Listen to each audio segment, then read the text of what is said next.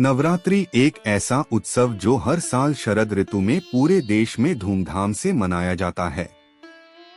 पर क्या आप जानते हैं कि इसके पीछे सिर्फ धार्मिक रीति रिवाज ही नहीं, बल्कि ऐतिहासिक, सांस्कृतिक और वैज्ञानिक कारण भी छिपे हैं? यह डॉक्यूमेंट्री उन्हीं परतों को खोलने की कोशिश करेगी, पौराणिक कहानियां, सामाजिक विकास, आयुर्वेदिक कारण और लोकाचार की विविधता, ताकि आप समझ सकें कि नवरात्रों का यह पर्व क्यों इतना महत्वपूर्ण है। नवरात्रि शब्द दो शब्दों से मिलकर बना है, नव अर्थात नौ और रात्रि अर्थात रातें। इन 9 रातों में देवी के 9 विभिन्न रूपों की आराधना की जाती है। पुराणों और लोक कथाओं में इस पर्व का प्रारंभ महिषासुर वध की कथा से जोड़ा गया है। जब असुरों की हिंसा से संसार थर-थर कांप उठा, तब ब्रह्मा विष्णु महेश की संयुक्त शक्तियों से एक वीरांगना देवी का उदय हुआ, जो शास्त्रों से आर्केष्ट होकर महिषासुर का नाश कर संसार को शांत करती हैं। यही घटना 9 दिनों तक चले संघर्ष का रूप लेती है और इसलिए इन दिनों को विशेष मान्यता मिली। लेकिन नवरात्रि केवल एक युद्धकथा तक सीमित नहीं है। वेदों और पुराणों में शक्ति की महिमा, स्त्रीत्व में निहित ऊर्जा और ऋतु परिवर्तन के समय किए जाने वाले तप और उपवास का संदर्भ मिलता है। समय के साथ यह केवल धार्मिक अनुष्ठान नहीं रह गया, यह सामाजिक उत्सव बन गया। गुप्तकाल से लेकर मध्यकाल तक देवी पूजा घर घर तक पहुंची। प्रत्येक क्षेत्र ने इसे अपने ढंग से आलोकित किया। बनारस के बर्तनघट से लेकर बंगाल के भव्य पंडालों और गुजरात के गरबा डांडिया तक, हर शैली एक ही मूल भावना, देवी शक्ति के प्रति श्रद्धा, को अलग रंग देती है। महिषासुर की दंतकथा नवरात्रि के रैखिक अर्थ को बताती है। देवताओं ने देवी को विभिन्न अस्त्र और वाहन दिए और देवी ने 9 दिन तक युद्ध कर महिषासुर का संहार किया। इन 9 दिनों को आज नवदुर्गा के नाम से जाना जाता है। प्रत्येक दिन देवी का एक अलग स्वरूप आराध्य होता है। शैलपुत्री, ब्रह्मचारिणी, चंद्रघंटा, कुष्मांडा, स्कंदमाता, कात्यायनी, कालरात्रि, महागौरी और सिद्धिदात्री। हर रूप का प्रतीकात्मक अर्थ है स्थिरता, तप, साहस, सृजन, मातृत्व, शक्ति, अघोषित भय का नाश, पवित्रता और सिद्धि। इन रूपों के माध्यम से भक्तों को एक क्रमिक आध्यात्मिक अनुभव देने की परंपरा रही है। बाहर के अंग से भीतर के चेतन तक एक यात्रा। एक रोमांचक परंपरा है। नवरात्रि में कलश स्थापना के साथ मिट्टी के पात्र में जौ या अन्य अनाज बोना। यह सिर्फ धार्मिक प्रक्रिया नहीं, इसमें प्राकृतिक और कृषि संबंधी कारण भी जुड़े हैं। शरद ऋतु मानसून खत्म होने और खेतों में अगली फसल की तैयारी का समय है। मिट्टी में नमी और तापमान बीज अंकुरित होने के अनुकूल होते हैं। यजुर्वेद और स्थानीय परंपराओं में अनाज को जीवनदायी और शुद्धता का प्रतीक माना गया है। जब 9 दिन में अंकुरित जरा सा हरा मैदान देखा जाता है, तो भक्त इसे देवी की कृपा और आने वाले मौसम में समृद्धि का संकेत मानते हैं।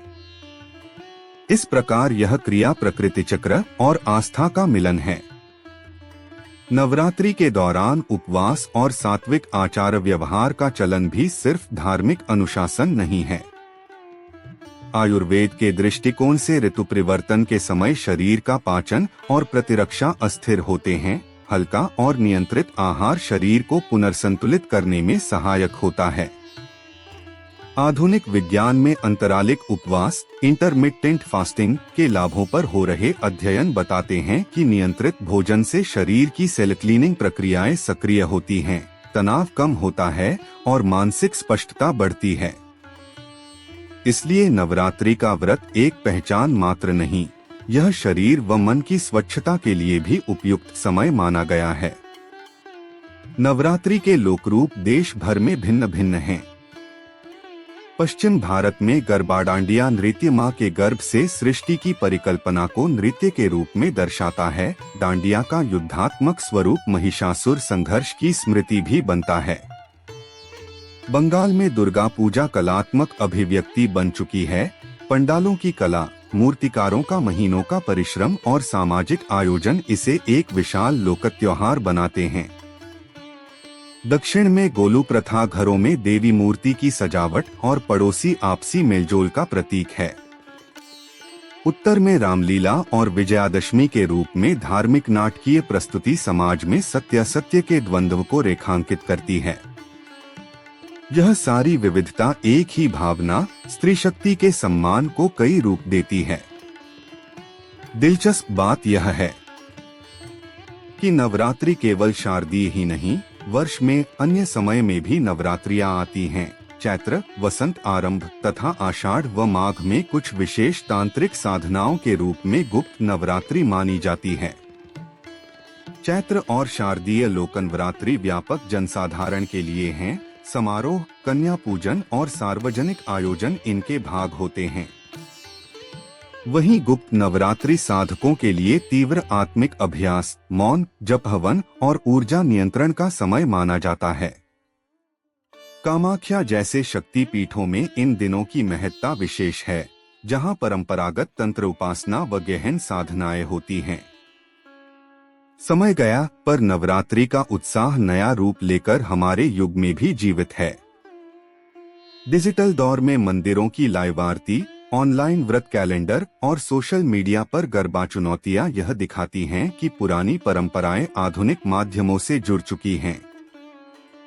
साथ ही पर्यावरण जागरूकता ने पंडाल निर्माण और प्रतिमा निर्माण में बदलाव लाया है। मिट्टी के प्रतिमान, सौर ऊर्जा का उपयोग और बायोडिग्रेडेबल वस्तुओं का प्रचलन बढ़ा है, ताकि उत्सव पर्यावरण के अनुकूल रहे। नवरात्रि का संदेश समय का भी है। यह स्त्री ऊर्जा का उत्सव है, सृष्टि का पोषण और रक्षा करने वाली शक्ति का स्मरण। यह हमें सिखाता है कि अनुशासन, साधना और सामुदायिकता मिलकर जीवन में संतुलन लाती हैं। नवरात्रों की यह साधना मात्र पूजा नहीं, बल्कि आंतरिक रूप से बदलने की प्रक्रिया है, जहां इंद्रियों का संयम, मन की शुद्धि और शरीर की पुनर्स्थापना एक साथ होती है। 10वें दिन विजयादशमी पर हम दर्शाते हैं कि सत्य का उदय अवश्य होता है। अंत में नवरात्रि का त्योहार यह भी याद दिलाता है कि परंपराएं बदलती हैं, पर उनका मूल उद्देश्य मानवीय जीवन को बेहतर बनाना रहा है। चाहे वह आध्यात्मिक हो, सामाजिक हो या जैविक, सभी का संगम नवरात्रि में मिलता है। जब अगली बार आप नवरात्रि के 9 दिनों में मिट्टी में अंकुर देखते हैं, गरबा की थाप सुनते हैं या मंदिर पंडालों में श्रद्धालुओं की भीड़ देख रहे हों, तब याद रखिए, ये केवल रीतियां नहीं, बल्कि पीढ़ियों से आती हुई ऊर्जा और जीवन का एक चक्र है। क्या आपने कभी सोचा है कि क्यों हर साल शरद ऋतु में पूरे भारतवर्ष में नवरात्रि मनाई जाती है? आखिर इसके पीछे कौन सी कहानियां, परंपराएं और रहस्य छिपे हैं? आज हम जानेंगे नवरात्रि का इतिहास, महत्व और विज्ञान। नवरात्रि शब्द का अर्थ है 9 रातें। इन 9 रातों में देवी के 9 रूपों की आराधना होती है। पौराणिक कथा कहती है कि जब महिषासुर नामक असुर ने देवताओं को परास्त किया, तब तीनों देवताओं की शक्तियों से एक अद्भुत शक्ति उत्पन्न हुई, माँ दुर्गा। 9 दिनों तक चला भयंकर युद्ध और 10वें दिन असत्य पर सत्य की विजय हुई। नवरात्रि केवल धार्मिक पर्व नहीं, बल्कि कृषि और प्रकृति से भी जुड़ा है। कलश स्थापना और जौ बोने की परंपरा इसका उदाहरण है। 9 दिनों में जब छोटे अंकुर निकलते हैं, तो इसे समृद्धि और शुभ संकेत माना जाता है। यह प्रकृति चक्र और आस्था का अद्भुत संगम है। उपवास और सात्विक भोजन भी नवरात्रि का महत्वपूर्ण हिस्सा है। आयुर्वेद मानता है कि ऋतु परिवर्तन के समय व्रत शरीर और मन को संतुलित करते हैं। आधुनिक विज्ञान भी बताता है कि नियंत्रित उपवास शरीर की ऊर्जा को शुद्ध करता है। देश भर में नवरात्रि अलग अलग रूपों में मनाई जाती है। गुजरात में गरबा और डांडिया, बंगाल में दुर्गा पूजा के भव्य पंडाल, उत्तर भारत में रामलीला और विजयादशमी, दक्षिण भारत में गोलोत्सव, सब अपने अपने अंदाज में शक्ति की आराधना करते हैं। नवरात्रि केवल शारदीय नहीं, वर्ष में 4 नवरात्रियां आती हैं। चैत्र और शारदीय लोकोत्सव हैं, जबकि आषाढ़ और माघ की गुप्त नवरात्रि साधना और तांत्रिक उपासना के लिए मानी जाती है। आज नवरात्रि डिजिटल युग में भी नई चमक लिए जीवित है। ऑनलाइन पूजा, लाइव आरती, सोशल मीडिया पर गरबा और पंडाल की झलकें परंपरा और आधुनिकता का अद्भुत मेल। साथ ही पर्यावरण सम्मत मूर्तियां और सजावट हमें सिखाती हैं कि आस्था और प्रकृति का संतुलन भी आवश्यक है।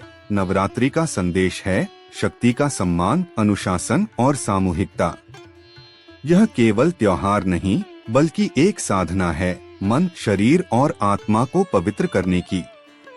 नवरात्रों के बाद आने वाली विजयादशमी हमें याद दिलाती है कि असत्य चाहे कितना भी प्रबल क्यों न हो, सत्य की विजय निश्चित है। नवरात्रि केवल पूजा नहीं बल्कि जीवन को संतुलित करने की प्रक्रिया है।